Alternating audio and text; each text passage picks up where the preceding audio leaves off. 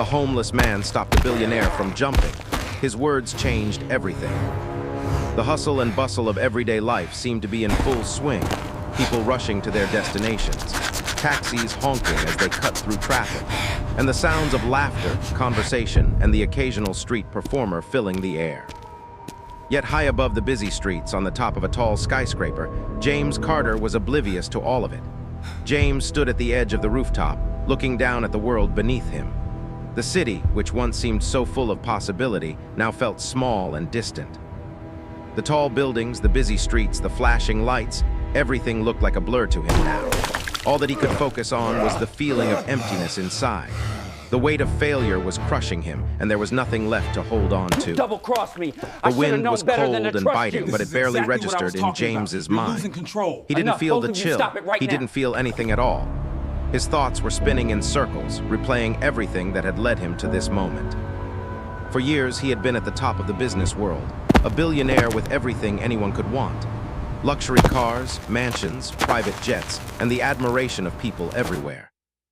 He had built his empire from the ground up, worked tirelessly, and overcome countless challenges. But now it all seemed so meaningless. A few months ago, things had started to fall apart.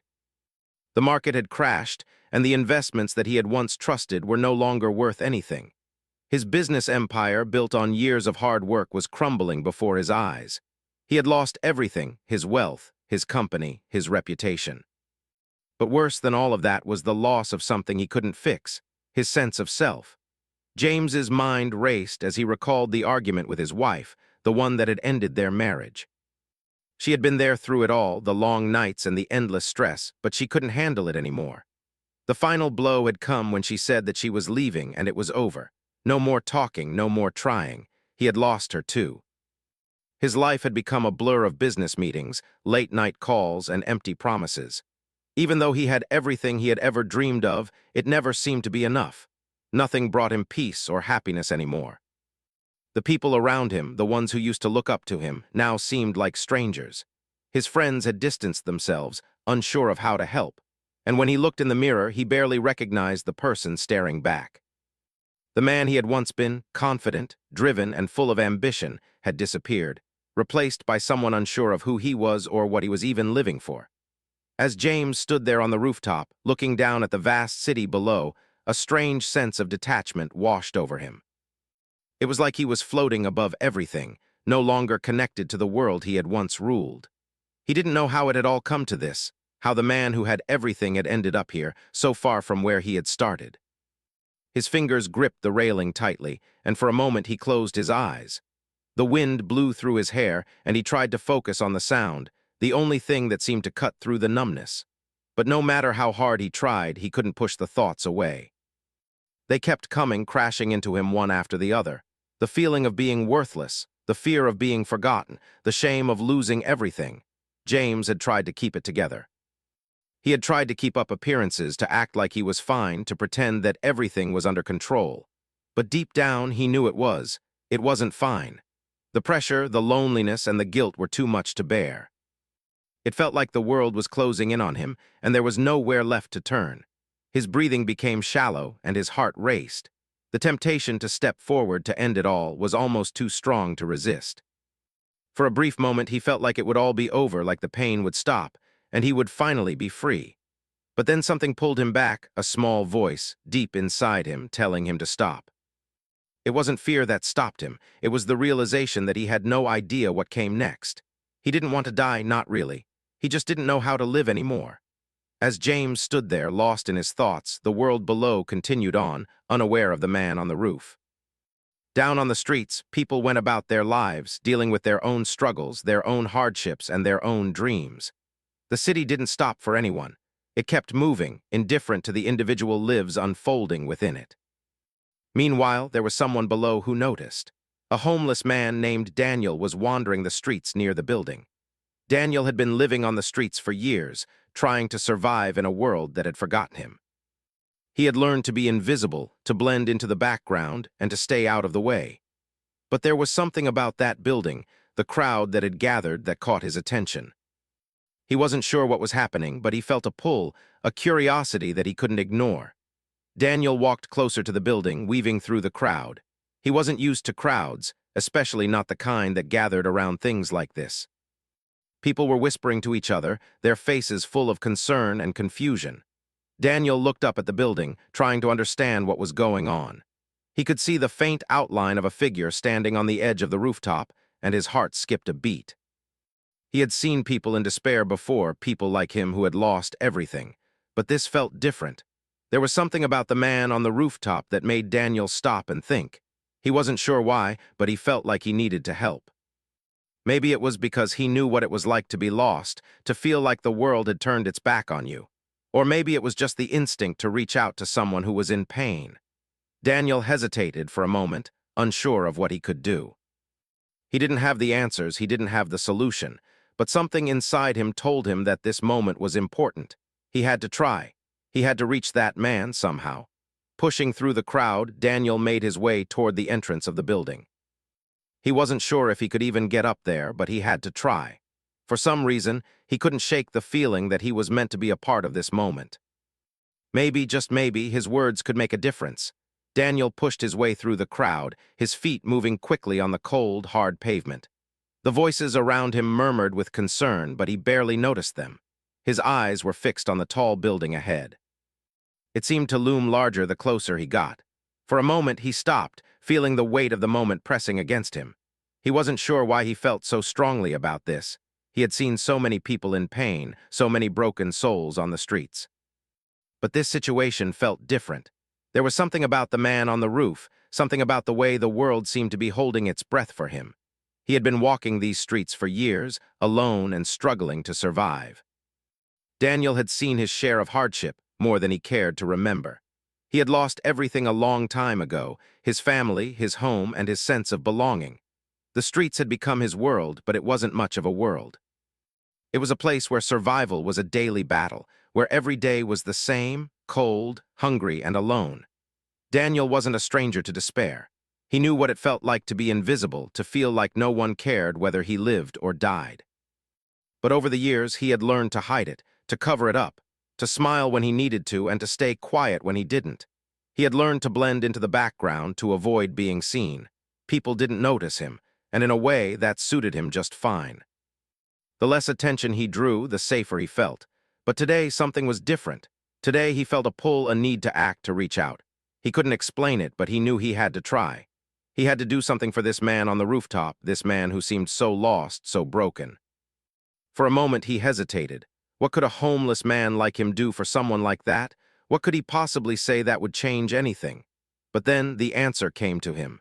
It wasn't about what he could do or say. It was about showing up. It was about being there, being present. Maybe that was all the man on the roof needed, someone to remind him that he wasn't alone, even if they didn't have all the answers. With that thought in mind, Daniel pushed through the crowd, moving with purpose. He was determined. He couldn't just stand there watching. He had to do something, anything. The building was tall, and Daniel wasn't sure how he would get inside. He had no official business there, no invitation, and certainly no reason for anyone to let him in. But as he neared the entrance, he saw the security guard standing by the door. The guard looked bored, his eyes scanning the crowd with little interest. It was clear that he was used to people hanging around the building, waiting for something to happen. But Daniel wasn't just another onlooker. He was different. He could feel it. He took a deep breath, straightened his shoulders, and approached the security guard. "Excuse me," Daniel said, his voice steady but quiet. "I need to get up to the roof. There's a man up there, and I think he needs help." The guard looked at him, his face unreadable. For a moment he said nothing. Then he glanced back toward the crowd and then back to Daniel. "You're not supposed to be here," the guard said, his voice flat. "This is private property." Daniel felt a pang of frustration, but he didn't let it show. He knew how the world worked. He knew that people like him weren't supposed to ask for help, but he didn't care, not today, not with this. "I understand," Daniel said, his voice softer now. "But please, I'm the only one who can help him right now. You don't have to let me in, but I can't just stand here while he trailed off, his words catching in his throat. The desperation in his own voice startled him, but he didn't pull back. He needed to do this. He had to. For a moment, the guard just stared at him, and Daniel could see the conflict in his eyes. The guard was used to people asking for things, but this was different. There was something in Daniel's eyes that made him pause. Finally, the guard sighed and nodded. "Fine," he said gruffly, "but you're on your own, don't say I didn't warn you." Daniel nodded quickly, his heart racing. He didn't care about the warning. All he cared about was getting up there. He stepped past the guard and headed inside the building. The elevator ride felt like it took forever. Daniel's palms were sweating, and his mind was racing with thoughts of what he would say to the man on the roof. What could he say to make a difference? What words could possibly reach him when everything else had failed? As the elevator doors opened, Daniel stepped out into the hallway, moving toward the stairs that led up to the roof. He had never been in a place like this before. Everything was pristine, clean, and perfect. The contrast between the cold, hard streets he called home and the polished floors of the building couldn't have been starker. He felt out of place, but that didn't matter. Not now. He reached the door that led to the roof and pushed it open. The wind hit him immediately, cold and fierce, but it didn't stop him. He stepped outside and looked around, and there he was, the man on the rooftop, standing at the edge, his back to Daniel. It was clear that he had no idea that anyone was watching. The wind whipped through his hair, and he seemed lost in thought, unaware of the world around him. Daniel took a deep breath, trying to steady his nerves. The words he had been rehearsing in his mind suddenly seemed too small, too insignificant. What could he say to a man like this? A billionaire standing on the edge of everything, ready to throw it all away. And yet, Daniel knew that this man needed something more than just words. He needed someone to reach him, to remind him that he wasn't alone. He needed someone to show him that there was still hope, even in the darkest of moments. "Hey," Daniel called out, his voice barely rising above the wind. "You don't have to do this." The billionaire stiffened, his shoulders tensing as if startled. Slowly, he turned around, his eyes wide, as if he hadn't expected anyone to be there. For a moment, the two men just stared at each other. Daniel felt a shiver run down his spine, but he didn't look away. "I know you don't know me," Daniel continued, his voice firm, "but I've been where you are. I know what it feels like to lose everything, to feel like you're stuck with no way out." James didn't respond, but his eyes flickered with something: doubt, curiosity, fear. Daniel took a step forward, but he didn't approach too quickly. He knew that sudden movements could make people feel threatened. Instead, he stood still, his hands in his pockets, his voice gentle. "I don't have the answers," Daniel said, "but I know this: it's not the end. You don't have to end it. There's always a way forward. Sometimes all it takes is one step, just one." For a long moment, there was only silence between them. The wind howled, and the city below seemed so far away, as though it didn't matter. All that mattered was this moment, this one chance to make a difference. Finally, James spoke, his voice hoarse. "Why are you here?" Daniel smiled faintly. "Because you matter," he said simply. The wind blew fiercely on the rooftop, carrying with it a chill that seemed to seep into James's bones. He stood there, frozen, his back to Daniel, staring down at the city far below. His mind was a whirlwind of confusion, doubt, and pain. The words Daniel had spoken had pierced through the fog of his thoughts, and for the first time in what felt like forever, he actually heard something other than his own despair. For a long while, neither of them spoke. The silence was heavy, filled with unspoken thoughts and emotions, and James felt as if the weight of the moment was almost too much to bear. He didn't know what to say. What could he say to someone like Daniel, a man who had so little, yet still found the strength to reach out, to try to save a stranger like him? James felt a wave of shame wash over him. Here he was, a billionaire who had everything anyone could ever dream of, and yet he felt more lost, more hopeless than he had ever been in his life. And then there was Daniel, someone who had nothing but somehow had the courage to step into this moment. James could feel the sting of that contrast, the vast difference between his world and Daniel's. But what really struck him was the sincerity in Daniel's voice. There had been no judgment in his words, no pity or condescension. There was only understanding, a quiet, profound understanding of what it felt like to be broken. Daniel wasn't offering him any grand solution, no promises of instant happiness or a magic fix. He was simply there, offering something far more valuable, a reminder that he wasn't alone, that this moment didn't have to define him. James's chest tightened. The thought of it was almost unbearable. He had spent so much of his life chasing success, chasing money, power, and recognition, only to realize that none of it meant anything when it came to matters of the heart, of life itself. What good was it to have everything if you didn't have peace? What good was all the wealth in the world if it couldn't fill the emptiness that had taken over his soul? I don't know if I can keep going, James said, his voice breaking the silence. It was quiet, barely a whisper over the wind. His throat felt tight, the words difficult to say. For a long time he had kept them bottled up inside, afraid to speak them out loud, afraid of what it meant. But now, in this moment with this stranger standing before him, it was as though the floodgates had opened. Daniel didn't respond immediately. He just stood there, waiting. The sound of the wind and the distant noise of the city below filled the space between them. There was no hurry, no rush. Just the quiet, steady presence of someone who was willing to listen, without judgment, without expectation. It was more than James had felt from anyone in months, maybe longer. James's hands trembled as he gripped the edge of the railing, feeling its cold metal beneath his fingers.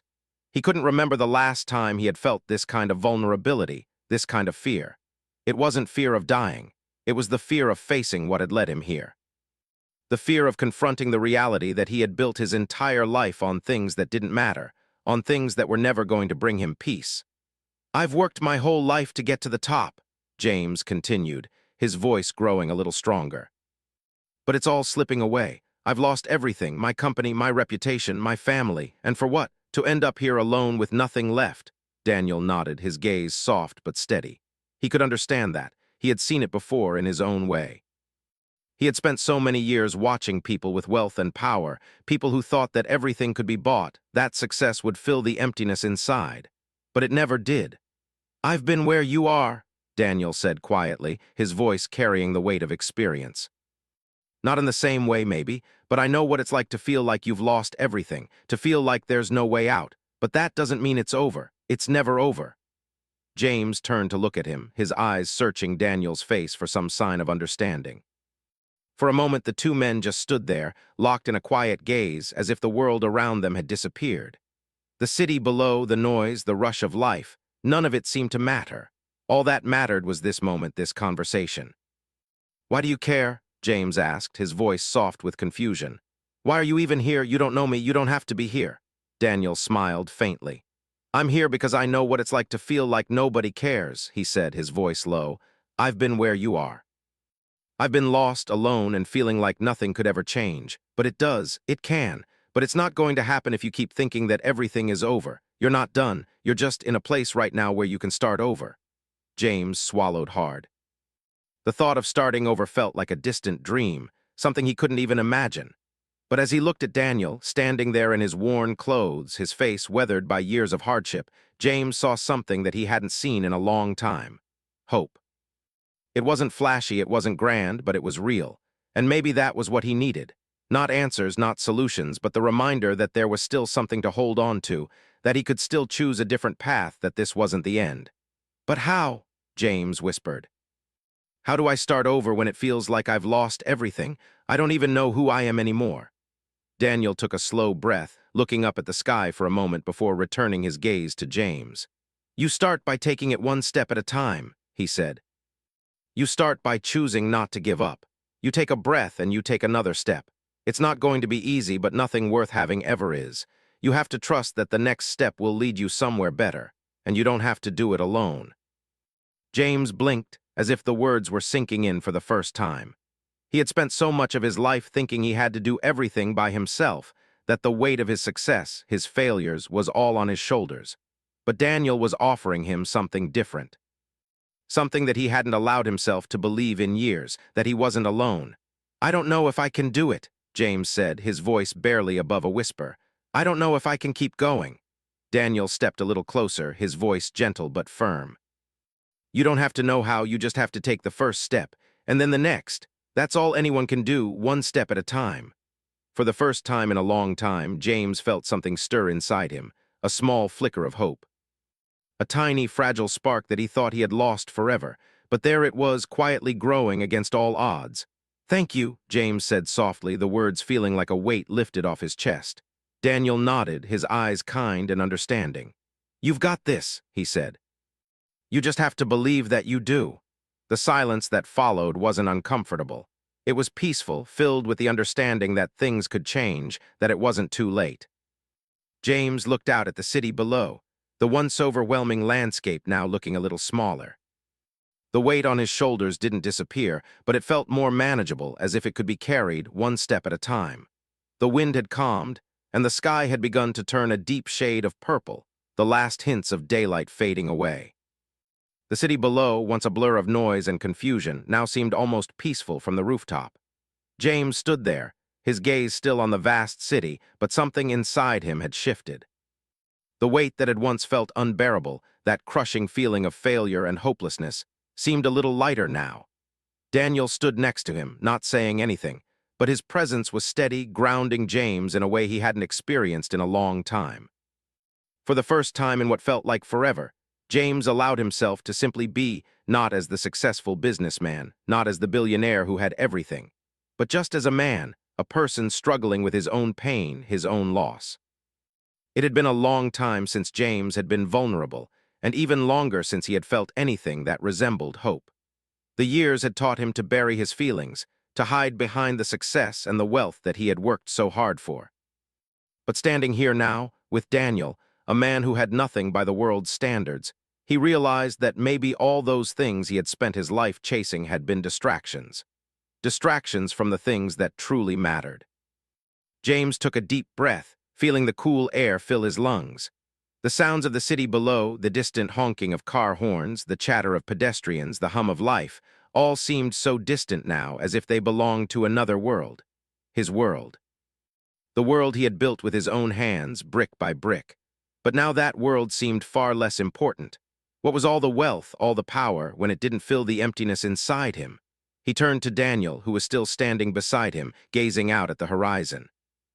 The wind tousled Daniel's hair, but he didn't seem to mind. James noticed the quiet strength in him, the kind of strength that wasn't based on money or status, but on something much deeper, something that came from surviving, from learning to face life's hardest moments and still keep going. For the first time in a long time, James found himself wanting to listen. To truly listen, not to just the words, but to the experience behind them. He felt as if Daniel had unlocked something inside of him, a door that had been closed for so long. And now, he was standing in front of it, unsure if he should open it or leave it shut forever. "You've been through a lot, haven't you?" James asked, his voice soft, almost tentative. He wasn't sure why he was asking, but it felt important to understand, to know more about the man who had been the one to reach out to him when no one else had. Daniel nodded, his eyes still fixed on the city. "Yeah, I've been through my fair share," he said quietly. "Life hasn't been easy for me, but that's just the way it is. You get knocked down and you get back up, or you don't, it's your choice." James absorbed the words. He had heard them before from motivational speakers, from people who gave empty advice about bouncing back, about overcoming obstacles. But something in Daniel's voice made those words feel real. They didn't sound like cliches. They didn't sound like things people said to make themselves feel better. They sounded like truth. "I don't know if I can do it," James admitted, his voice almost breaking. The vulnerability he felt now was overwhelming. He had spent so much of his life pretending to be invincible, hiding behind a facade of success. And now, standing here on this rooftop with Daniel, he felt exposed. For the first time in years, he was facing his own weakness, his own fear. Daniel turned to him, his expression serious but kind. "You don't have to have it all figured out right now. No one does. You don't have to know the answer to everything today. You just have to keep going. Even when it feels like it's too much, even when you think you can't take another step, you take that step anyway. That's how you move forward. That's how you heal." James swallowed hard, trying to process Daniel's words. Could it really be that simple? Could healing truly be just a series of small steps, one after another? For so long, he had believed that success was everything, that if you could just work hard enough, accomplish enough, then you would be happy. But now he wasn't so sure. "Is that how you've made it this far?" James asked. "One step at a time?" Daniel nodded. "Yeah, I've had to take it one step at a time for a long time. There are days when it feels impossible, when I'm so tired, I can't imagine making it through another hour, let alone another day. But you push through, you keep going, and sometimes it's the smallest victories that mean the most. Not the big things, not the grand moments, but just the fact that you didn't give up.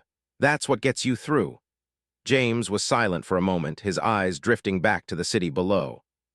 He had spent so many years focusing on the big picture, chasing after grand achievements, after things that would make him feel powerful, successful, important.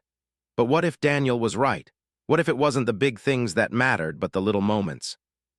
The quiet moments of choosing to keep going, even when the road seemed impossible. He realized, in that instant, that he had been so focused on the finish line that he had forgotten to appreciate the journey. He had been so determined to get everything right, to have everything fall into place, that he had neglected the one thing that had always mattered, the act of living, the act of moving forward one step at a time. "I've spent my whole life chasing the wrong things," James said, his voice barely a whisper. "I've forgotten what really matters." Daniel turned to him, his eyes steady. "It's not too late to remember. You've still got time." James felt a lump form in his throat. The tears that he had been holding back for so long threatened to spill over. For so long, he had been too proud to let himself feel anything other than success. But now, standing here with Daniel, he realized that it was okay to feel the weight of his failures, to feel the hurt, and to feel the hope too. "I don't know if I can start over," James said, the words trembling in his throat. "I don't know if I have it in me." "You don't have to start over all at once," Daniel said gently. "Just take one step, that's all you need, and when you're ready, take another." James nodded, his heart heavy but lighter than it had been in a long time. For the first time in months, he felt the tiniest spark of something he hadn't allowed himself to feel in so long. Maybe, just maybe, he wasn't beyond saving. Maybe there was still time for him to rebuild, to find peace. Maybe the next chapter of his life didn't have to be defined by success or failure. It could simply be about learning to live again. The night had fully fallen, and the city lights below shimmered in the distance, like stars scattered across the ground. James stood there with Daniel, two men from different worlds, bound together by this shared moment of understanding, of hope. And in that moment, James knew that the road ahead wouldn't be easy, but it would be his road. And for the first time in a long time, he was ready to take that first step.